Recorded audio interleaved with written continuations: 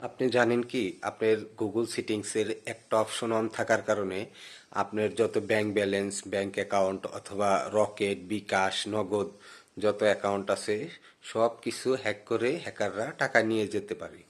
তো সেই সেটিংসটাই আজকে আপনাদের দেখাবো কিভাবে অফ করতে হয়। তো চলুন সেই সেটিংসটা আপনাদেরকে দেখাই। সর্বপ্রথম গুগল ক্রোমে যাবেন, তারপর হচ্ছে ঠিক উপরের দিকে এইখানে দেখবেন থ্রি ডট, জাস্ট এইখানে একটা ক্লিক করবেন। এইখানে ক্লিক করার পরে তারপর হচ্ছে যে নিচের দিকে সেটিংস লেখা দেখবেন, এখানে একটা ক্লিক করবেন। এখানে ক্লিক করার পরে তারপর আপনারা দেখতে পাবেন এই যে এখানে লেখা আছে প্রাইভেসি অ্যান্ড সিকিউরিটি, জাস্ট এখানে একটা ক্লিক করবেন। এখানে ক্লিক করার পরে এই যে স্ক্রল করে নিচে চলে আসবেন। তারপর হচ্ছে এই যে এখানে একটা অপশন আছে, জাস্ট এখানে এই যে এক্সেস পেমেন্ট মেথড, এই যে একটা অপশন আছে, দেখবেন যে এটা আপনাদের গুগল ক্রোম থেকে অন করা থাকে।